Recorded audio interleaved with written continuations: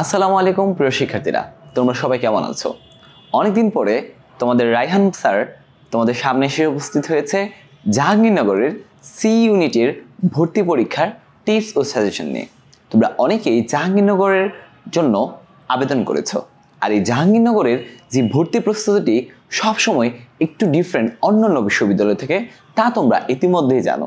So আমরা জানবো যে জাহাঙ্গীরনগরের যে ভর্তি প্রস্তুতির ক্ষেত্রে তোমার কি সম্ভাবনা রয়েছে, তোমার কি সম্ভাবনাকে কাজে লাগিয়ে তুমি কতটুকু সফল হতে পারো।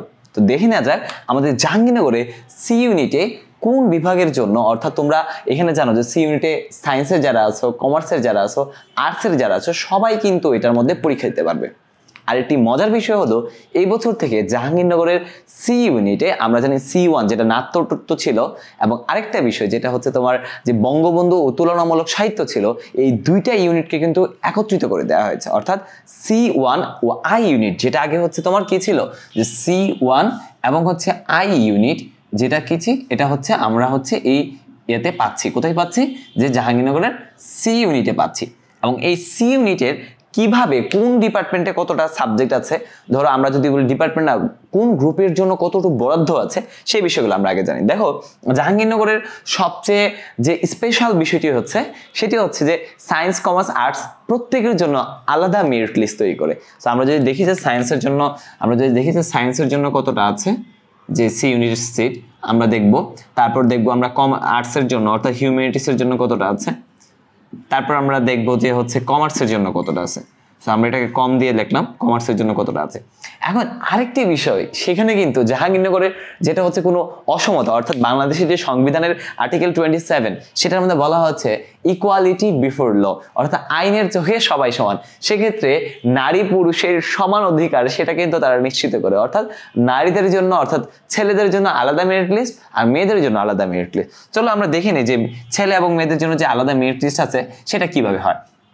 ধরো এখানে আমরা যদি দেখি যে ছেলেদের জন্য আমরা যদি দেখি যে এখানে তোমাদের হচ্ছে এটা হচ্ছে আমরা যদি বয়েজ আর এটা হচ্ছে গার্লস। তো এখানে জাহাঙ্গীরনগরে যে এই সি ইউনিটে সায়েন্সের জন্য কতটা আছে আমরা দেখি। সায়েন্সের জন্য এখানে আছে আমরা যদি দেখি 95টা সিট আছে সায়েন্সের জন্য, যারা হচ্ছে ছেলে, আর 95টা আছে মেয়েদের জন্য।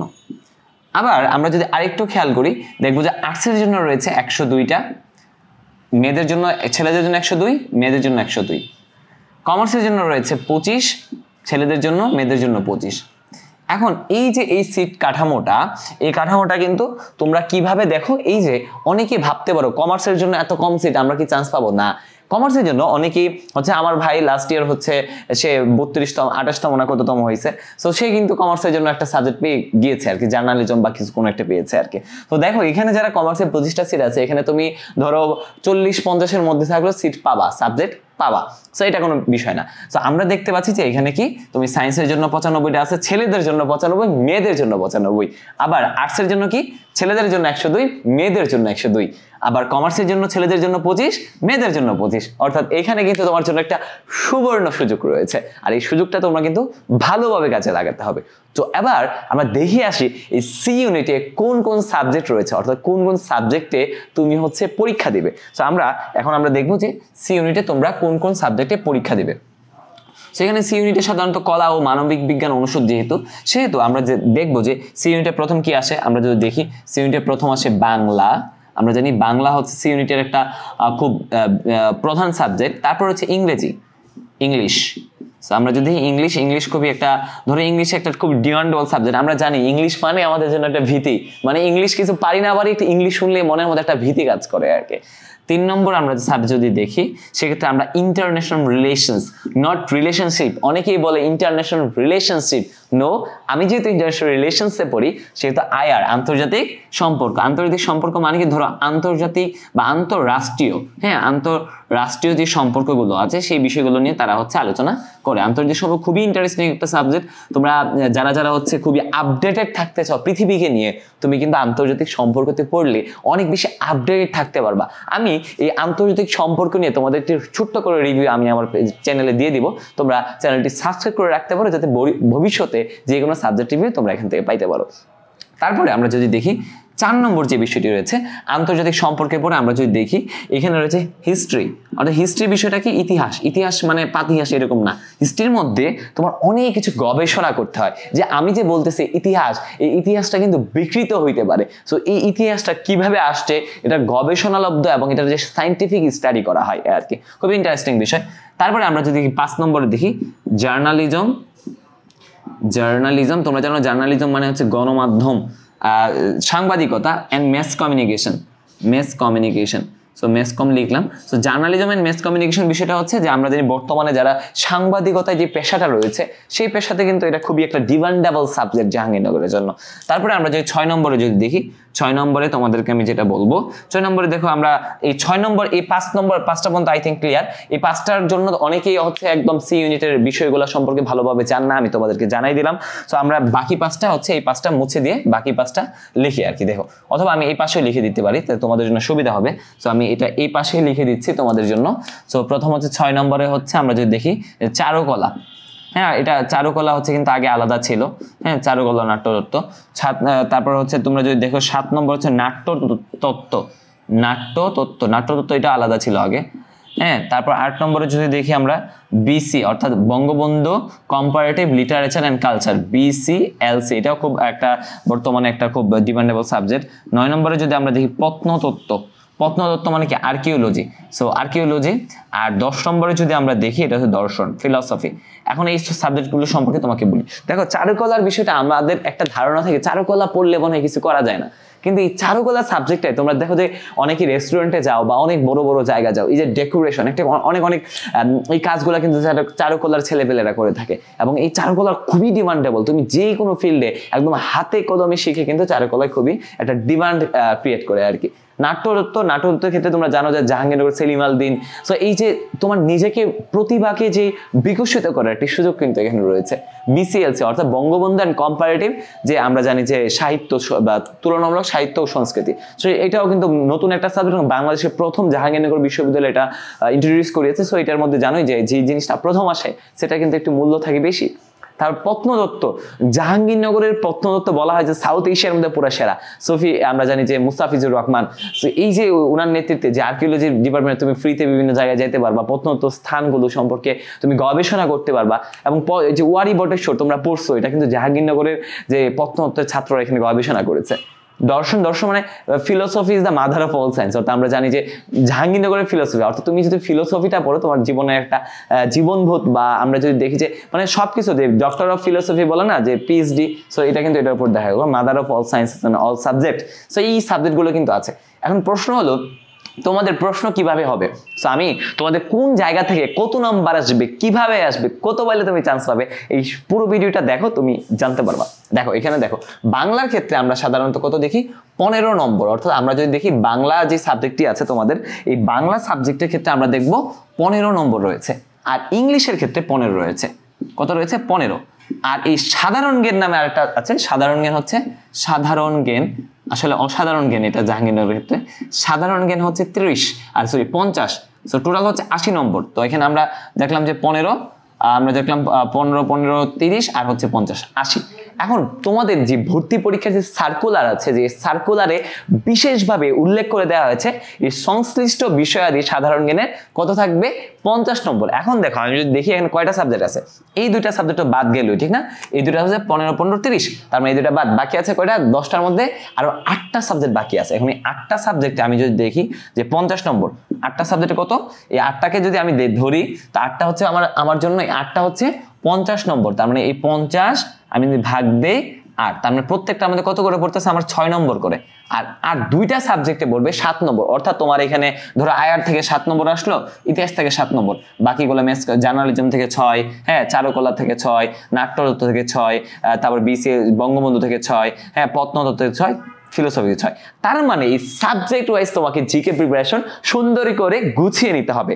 এখন প্রশ্ন হলো ভাই এই যে সাবজেক্ট ওয়াইজ জিকে প্রিপারেশন নিব কেমনে, এটা কিন্তু খুব মানে একদম সহজ বিষয় না। তোমাদের বাজারে প্রচলিত এমন কোনো বই নাই যে বইগুলো আমাদের এত সুন্দর করে গুছিয়ে দেওয়া আছে। তো আমি তোমাদেরকে বলবো আমাদের যে ইজি এডুকেশনের যে একটা কোর্স আছে সেইখানে একদম যে তোমাদের একটা কোর্সের একটা আগে একটা আমি দিব যে একটা তোমাদের শীট দিব সাবজেক্ট ওয়াইজ, এই শীট থেকে 100% তুমি কমন পাবে ইনশাআল্লাহ। যে 100% নাও যে 80 থেকে 90% প্রশ্ন তোমার হুবহু কমন আসবে।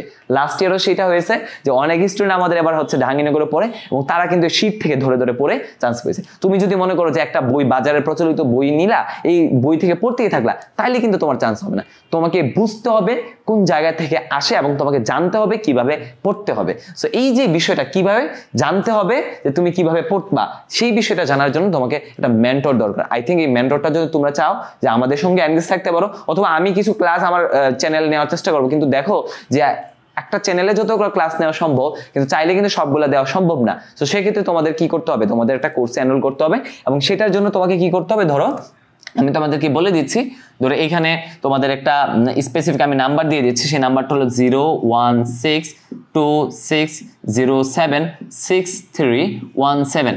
এই যে নাম্বারটা আছে এটা হোয়াটসঅ্যাপও আছে, নাম্বার আছে। তুমি এই যে নাম্বারটা আমি আবারও বলছি 01626076317, এই নাম্বারটা তুমি একটা ফোন দিবা, ফোন দিলে তুমি তোমার সিটটা নিশ্চিত করবা। এখন প্রশ্ন হলো ভাইয়া আমরা কত দিনের মধ্যে ভর্তি হব, কিভাবে এগুলো বুঝবো? প্রশ্ন হলো এই যে বিষয়গুলা আমি হচ্ছে একদম গুলিয়ে চুরিয়ে তোমাদের ভেঙে চুরে প্রত্যেকটা ক্লাস নিয়ে শীট দিয়ে দিয়ে তোমাদেরকে একদম খাওয়াই দেবো। এবং এইখানে তোমাদের এই যে বাংলা ইংলিশ তোমাদেরকে নিবে জানো তোমাদের আব্দুল্লাহ সাদমান ভাইয়া, তোমাদের আব্দুল্লাহ সাদমান ভাইয়া উনি কিন্তু জাহাঙ্গীরনগরের সি ইউনিটে ফার্স্ট হয়েছিল। সো তোমরা বুঝতে পারতেছো যে ইংলিশে তোমাদের কোনো সমস্যা থাকবে না, উনি হচ্ছে লিটারেচার ধরে এগুলো সব বুঝাই দেবে। সো এই যে বিষয়গুলা তোমরা যদি পাইতে চাও, এই টোটাল কোর্সটা তোমরা অন্য জায়গায় যাবা 3000 টাকা 4000 টাকা 5000 টাকা 6000 টাকা পর্যন্ত রাখে। আমরা এই সি এর সাথে আমরা বি ইউনিটটা কভার করে দিব তোমাদেরকে। সো এইখানে বি প্লাস সি ইউনিট তুমি টোটাল কোর্সটা পাবা 3000 টাকা আমরা ছিল আমাদের প্রাইস, আমরা হচ্ছে এটাকে কমায়া তোমাদের জন্য 1000 টাকা করে দিয়েছি। তো তোমরা এই যদি 25 তারিখের আগে যদি ভর্তি হও তাহলে তোমরা কি করতে পারবা, এটা হচ্ছে 1000 টাকা দিয়ে এই কোর্সটা ভর্তি হইতে পারবা। আমরা হচ্ছে তোমাদের কথা চিন্তা করে এই কোর্সটা 1000 টাকায় রাখছি। সো তোমরা কিন্তু এই কোর্সটা আমাদের ভর্তি হইতে চাইলে তোমাদের কি করতে হবে, এই নাম্বারটা একটা ফোন করে তোমাদের সিটটা নিশ্চিত করতে হবে। তোমাদেরকে বলে দিচ্ছি যে 25 তারিখে আমাদের ক্লাস শুরু হবে, 25 তারিখের আগে যদি ভর্তি হয়ে যাও তুমি, তাহলে তুমি কিন্তু 1000 টাকায় ভর্তি হইতে পারবা। এবং এই কোর্সে আমি তো তোমাদেরকে বলেই দিচ্ছি যে আমি যেহেতু ইন্টারন্যাশনাল রিলেশনসে পড়ি, এটা সবটা তোমাকে কভার করে দিব। এবং সাধারণ জ্ঞানের যে যত বিষয়াদি রয়েছে তোমাকে আমার চ্যানেলে তুমি ঘুরে আসতে পারো, সাধারণ জ্ঞানের বিষয়গুলো তোমাকে গুলে গুলে খাওয়াই দেওয়া হবে। সো এটা নিয়ে কোনো টেনশনের কোনো কারণ নাই ইনশাল্লাহ। সো তোমরা যদি আমাদের সঙ্গে থাকো শেষ পর্যন্ত, আমি কোর্সটা করলে তোমাদের জন্য চান্স পাওয়া ইজি হবে। তারপরে আমি আমার চ্যানেলে বা আমাদের চ্যানেলে একটা প্রতিনিয়ত ভিডিও তোমাদের জন্য আপলোড করব। সো তোমরা কি করো যে এই যে চারুকলার জন্য 6 বা নাট্যতত্ত্ব বিসিএলসি প্রত্নতত্ত্ব দর্শন এই যে সাবজেক্টগুলো আছে, এই সবগুলো সাবজেক্টে কিন্তু তোমাকে ভালো করতে হবে এবং ভালো করলেই কিন্তু তুমি চান্স পাবা। এবং চান্সের কাটমার্কটা কত আমি বলে দিচ্ছি। ধরো এই কাটমার্কটা হচ্ছে সাধারণত আমরা যদি দেখি যে এই যে এইগুলাতে তুমি যদি ধরো 15-এর মধ্যে কত পাইলা, 10 পাইলা, ঠিক আছে, এখানে ইংলিশও 10 পাইলা তাহলে 20।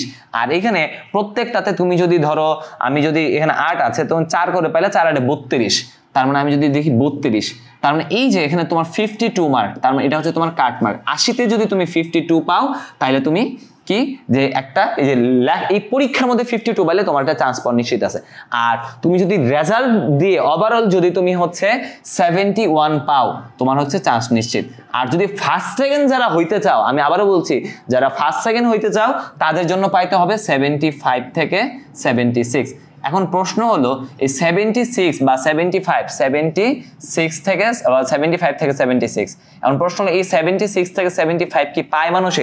অবশ্যই পায়, কারণ জাহাঙ্গীরনগরে এই গত বছরগুলোতে যারা ফার্স্ট সেকেন্ড হয়েছে তারা প্রত্যেকেই কিন্তু কি এই যে 75 থেকে 76 পাইছে। আর তুমি যদি চান্স পাইতে তোমাকে 71 অর্থাৎ স্বাধীনতার যে 1971 সে 71 মার্ক তোমাকে পাইতে হবে কাট মার্ক। আর এই যে সবটা যদি তুমি সহজভাবে পাইতে চাও, বিশ্বাস করো, আমাদের উপর বিশ্বাস রাখো যে তুমি পাবা ইনশাল্লাহ। তোমাকে সিস্টেমেটিক প্রিপারেশন নিতে হবে। সো আমাদের কোর্সটায় তোমরা চাইলে এনরোল করতে পারো। তোমার যদি মনে হয় যে না জাহাঙ্গীরনগরের একটা সিট তুমি নিশ্চিত করতে চাও, সেক্ষেত্রে তোমার একটা সিট কিন্তু এই কোর্সের মাধ্যমে পাবা ইনশাল্লাহ। তো তোমাদের সকলের জন্য অনেক অনেক শুভকামনা রইলো। অনেক ভালো জায়গায় পড়ো, নিজের স্বপ্নটাকে পূরণ করো, নিজের স্বপ্নের পিছনে দৌড়াও, ইনশাল্লাহ একদিন সফলতা আসবেই। আর তোমাদের এই সফলতায় আমাদের সফলতা, আমরা আছি তোমাদের সঙ্গে। আমি এই ছোট্ট একটি কোর্সের মাধ্যমে সংযুক্ত হয়েছি তোমাদের সঙ্গে আমরা। সো ইনশাল্লাহ ভবিষ্যতে তোমাদের যে কোনো বিষয়ে আমাদের কাছে অবশ্যই তোমরা সাহায্য পাবা। ততদিন তোমরা ভালো থাকো, সুস্থ থাকো। আসসালামু আলাইকুম।